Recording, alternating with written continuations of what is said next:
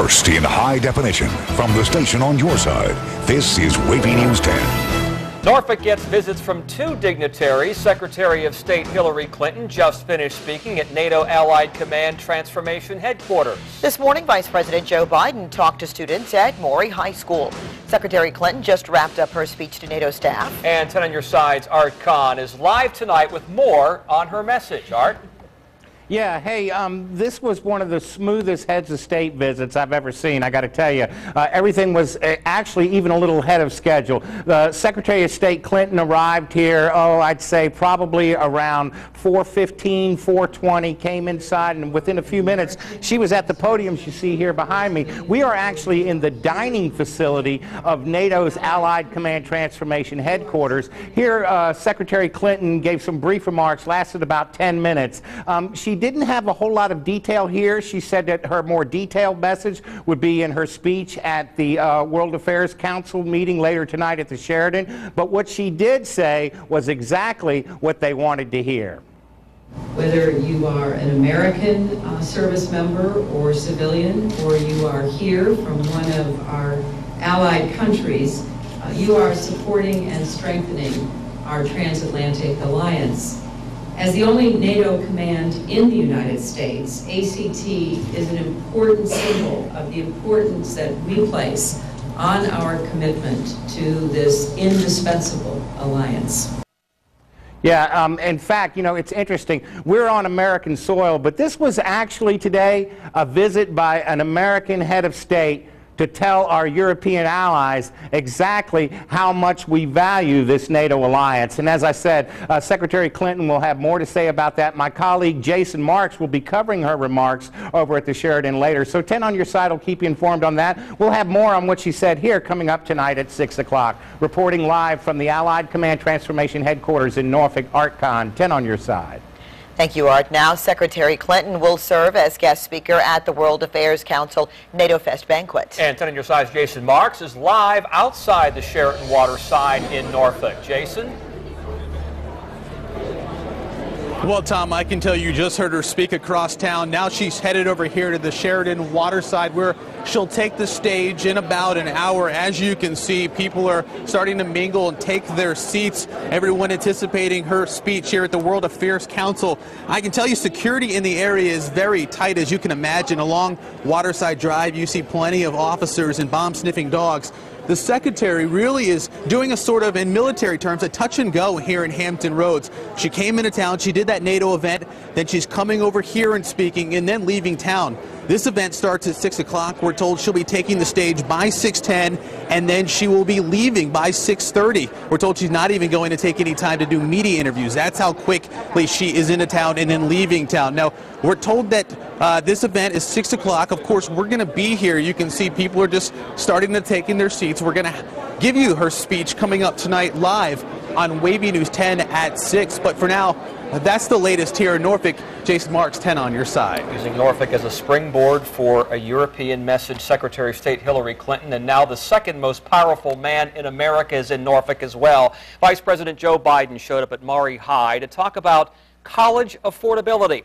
Andy Fox was with the Vice President today. Andy, his emotional points on education got through to students? Yeah, Tom, he really cares a lot about education. He spoke about federal efforts to increase those able to get some federal loans from $2,000 to $3 million, casting a huge web. Mr. Biden quoted his wife, who is a community college professor, who said, "Any country that out-educates us will out-compete us." The Maury High School crowd made it real clear, real quick, Vice President Joe Biden knows how to work a crowd. It was vintage Joe Biden, a pep talk to go to college. A college education is going to spark a fire that's going to burn in you for a lifetime. Biden meets with the brightest minds and has been asked, what can give America the qualitative edge? The answer is easy. Have the best educated population in the world. But here's an education reality check. America, once number one in college-educated students, today we are 16th. The Obama administration's goal is to return to number one by 2020. A college education gives you confidence. A college education reinforces your sense of self-worth. Students were able to ask questions. Do you have any further plans to better education, not only in colleges or universities, but in public primary and secondary schools? Absolutely. The only way you get a qualified student is have a quality high school, quality middle school, quality grade school, quality preschool education. Maury freshman Adara Adams got the vice president's message. Everybody has a chance to go and get a better education, a higher education in college, and to better ourselves. Biden connected with senior Robert Richard-Snipes. Personally, I really did, because going into college next year, it's all starting to hit. Oh, I've already committed. Oh, now it's time to pay for it. Speaking of big guys, this is my big guy. 10 on Your Side met exclusively with the Vice President and Secretary of Education, Arne Duncan. They both pushed increased low-interest government loans. Increasing Pell Grants by $60 billion, simply stop subsidizing banks, put all that money into young people. And the Secretary and the Vice President, they want to make loan repayments more affordable on the back end of student loans, and to have the state continue stepping up to help out. Tonight at 6, my one-on-one interview with the Vice President. I'm Andy Fox, 10 on Your Side. Breaking news in Texas right now. Take a good look at the tornado that ripped through Dallas County this afternoon. And this video shows a twister that's just devastating everything in its path. If you look closely, you can see the storm's power. It launched tractor trailers high into the air, and area schools were on lockdown. Here's a look now at those tractor trailers once they hit the ground again. One fell on and crushed a vehicle. Officials say there's a lot more damage in the tornado's path. The National Weather Service reported at least 2 separate large tornadoes. Right now, no reports of injuries. Don Slater will have more on this storm coming up in about 10 minutes. And we called around to local airports to find out if there were any delays because of those storms. We're told American Airlines Flight 682 to Norfolk is on delayed departure. They have also canceled all incoming flights to Dallas, including Flight 1187, which was set to leave at 5:55 out of Norfolk. The airline is working to reschedule all of those flights. Someone found a body near a playground in Suffolk. Police got the call to Eclipse Drive just after 12:30 this afternoon. Detectives say the body appears to have been there for a while. They've not determined whether it's a man or a woman, adult or a child. The medical examiner's office will conduct an autopsy. A Virginia Beach police officer is accused of trying to pick up a prostitute. 10 on Your Side, Stephanie Harris is working on this story. She joins us now from the newsroom. So, Stephanie, who is this man? Well, Vita, his name is Mark Vidrine. He is 49 years old and a 17-year veteran of the Virginia Beach Police Force. Now, Chesapeake police arrested him on Friday night during an undercover escort operation. The bust took place in the Greenbrier section of the city on Crossways Boulevard, which the police department considers the hotel district. There is no mugshot of Vidrine or of any of the other 4 men arrested that night. I went to his home to try to talk to him this morning. He wasn't there, but a neighbor who claims to know Vidrine well did answer. I've never met anyone as nice as this guy. Polite, courteous, kind, do anything in the world for you. And now he's charged with solicitation for prostitution. I find that hard to believe. I really do. I find it very hard to believe that men of his character would do something like that. A local attorney, Sonny Stallings, called our station this afternoon to let us know that he is representing Vidrine. He said there are circumstances that point to his innocence, and they intend to fight this charge. Meantime, Virginia Beach police say Vidrine is on administrative assignment pending any court appearances. Alveta? Yes, Stephanie, we usually do have pictures of those arrested in cases like this. Why not a picture of this police officer? Yes, I was wondering the same thing, Alveta, actually, so I made a few calls, and this charge, solicitation of prostitution, is a misdemeanor, so you actually don't have to take a mugshot, similar to if you were pulled over for a traffic violation. Same thing, a misdemeanor. So it's actually up to each police officer and or the police department's discretion. Back to you. Okay, interesting. Thanks a lot. 6 women attacked, 5 of them sexually assaulted at gunpoint. Newport News detectives say that 1 man is responsible. New at 5:30, what police want you to do so you don't become the next victim. April means it's time for road repairs, and it's also time to fix these potholes. How can you get yours fixed on your street? We're on your side to let you know. And we have new information in that deadly school shooting. Witnesses set the scene. Also, what 10 on Your Side uncovered about the suspected gunman's connection to our area. Christopher Newport University has banned 2 students now from campus. This is in connection with a suspected meth lab there. University police say that they found chemicals in a car near Wilson Hall of the Villages on Friday. They called in Newport News police and evacuated a dorm.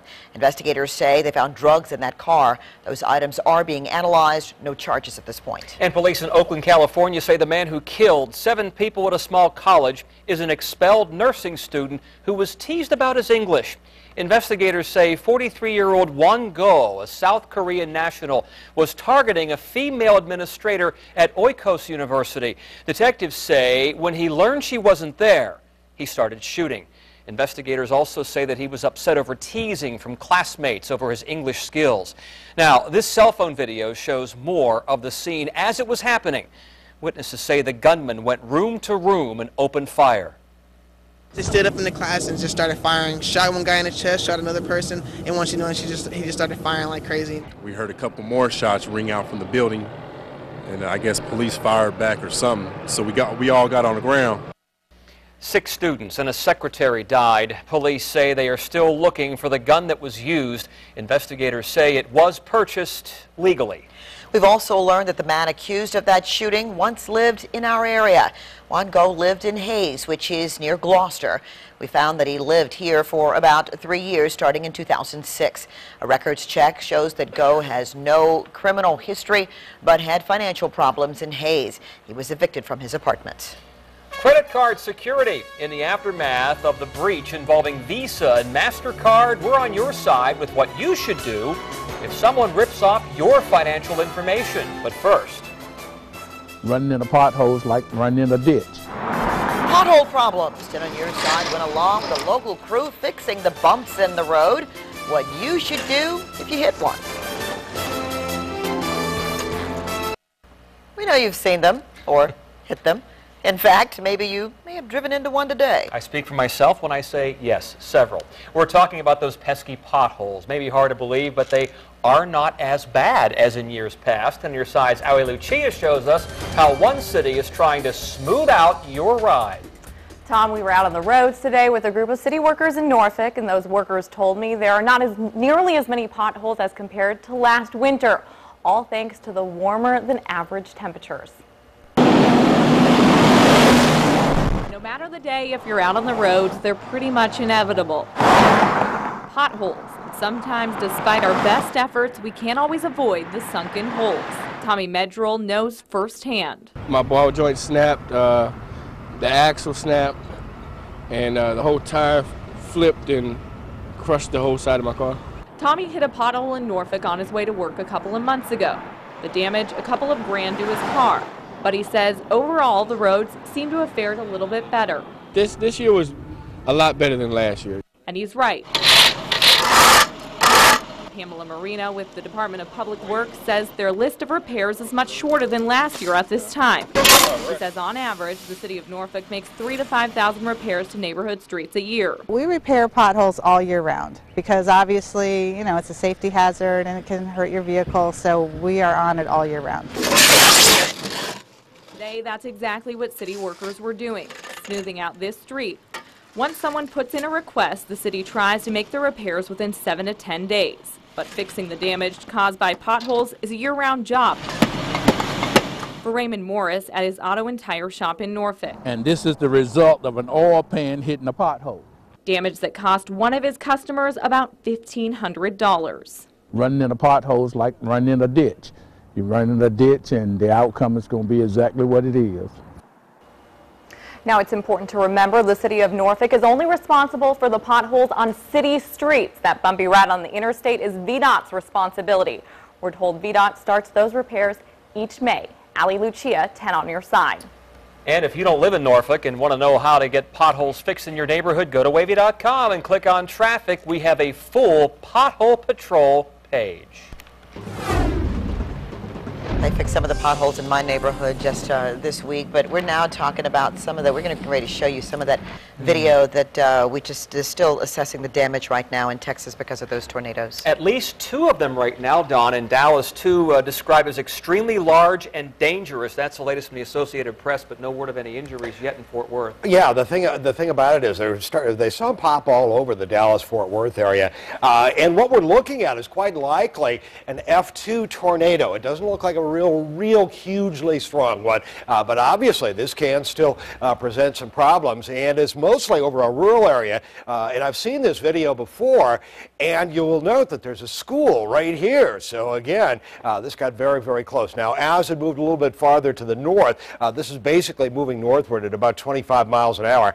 It hit an area where there are a lot of tractor trailers, the trailer sections of tractor trailers, and you'll see start to see some of them picked up here. There you can see an entire flatbed picked on up. There were 7 or 8 of these picked on up and destroyed out of this. So again, an EF2 tornado there you can see it really flying around, and again, that's what was going on with that. Let's have a look at what's going on. The latest on this particular area, it has mostly moved on through the Dallas-Fort Worth area right now. You can see there was a severe thunderstorm watch, and then a tornado watch, and then it just goes through the roof with watches and warnings. As far as the worst of the action right now, it has passed to the east of Dallas now, but toward Greenville, Texas. This particular area right on into here, that's an area that really bears watching. It's got a tornado warning for there. And then south of Paris, Texas, towards Sulphur Springs, Texas, they've got some warnings there. So again, that's what's going on with that. Again, very interesting because of the fact that we had live pictures for a time out of all of these, and you saw the devastation that was going on with that. What's going on for us? Not that. We're not likely to see that. We are going to see some storms, though, coming up late in the day for tomorrow. And there is some concern that we could see a stray severe thunderstorm or 2 coming up late in the day for tomorrow. So we'll watch out for that. Now, overnight, what we're looking for is some warmer air to move on in here, and an outside chance of rain. It's not real likely. The bulk of the day looks terrific for tomorrow. There's where we are at the noon hour, 10 to 15 mile an hour winds, some sunshine, some clouds, and it's likely to warm up into the upper 70s to near 80 degrees. But then by about 4 o'clock in the afternoon, look at this particular area right through here. And Future Track has been fairly consistent with popping this on through. Pardon me. Between 4 o'clock and 7 o'clock, it really perks on up as the cooler air drops on in. Now, there are a couple of levels of cooler air. The first one hits by 7 o'clock in the evening, and then a secondary one drops through around midnight or so. And we end up with lots of cloud cover during the day on Thursday. A little breezy, 10 to 15 mile an hour winds. Stray shower, yeah, it could happen, but the bigger thing that is going to be a little cooler coming up during the day on Thursday. Now, here's how much rainfall we expect out of all of this. Not that awfully much. It'll be rather sparse for parts of the area, but if you get caught under a heavy thunderstorm, it could be heavier. Overnight, we drop on down for a time, then warm up a little bit later on at night and during the day tomorrow. Look at this, 79 degrees. Afternoon and early evening showers and thunderstorms, definitely cooler Thursday and into the weekend. Okay, where do you buy your groceries? The stores in our area most of you love, and the ones you hate, and why? And it's the multi-million-dollar question, who is holding tickets from the Wreck-It Mega Millions jackpot? Hear from a Maryland woman who says she has it. That's tonight at 5:30. Scissors, screwdrivers, and pocket knives. Those are items seized and left at security checkpoints at a Pennsylvania airport, and they're on sale right now. The state's Department of General Services is auctioning them off. Among today's listings, 12 pairs of Ray-Ban sunglasses, 50 pocket knives, and 15 pounds of scissors. So if you want to make a bid, we posted a link on WAVY.com under U.S. News. The state will post items on Mondays, Wednesdays, and Fridays. Well, you may be just a number to a scam artist, but behind every credit card is a person. In light of the recent security breach for some Visa and MasterCard users, here is what to do if a stranger makes charges on your credit or debit card. Number 1, let the card company know and call police. Nice piece of paper to have. Police report. This credit card was compromised. These charges were not mine. Stick that in your files. Now, a lot of times, a scam artist has racked up a lot of bills on your card before you even realize it. You're only responsible for the first $50 in loss. No credit card company since 1999 has tried to enforce that. They will probably take care of it. Again, report unfamiliar transactions to your card company as soon as you see them. If you wait too long, those charges could be your responsibility. The experts say you should go through your bills every month and double check every charge. Trader Joe's is among your favorite supermarket chains, and that's according to a new Consumer Reports survey. Costco also made the top 5. The top picks received high marks for service and cleanliness. On the other end, Walmart Supercenter was among these stores receiving low marks. The common complaints for those in the worst column: not enough checkout lines, cluttered aisles, and advertised specials that were out of stock. Wicked winds in Japan will show you why people are having a very hard time keeping their feet on the ground. Then, I'm calling about a player. Here are 911 calls from Colorado residents as a wildfire raged around them.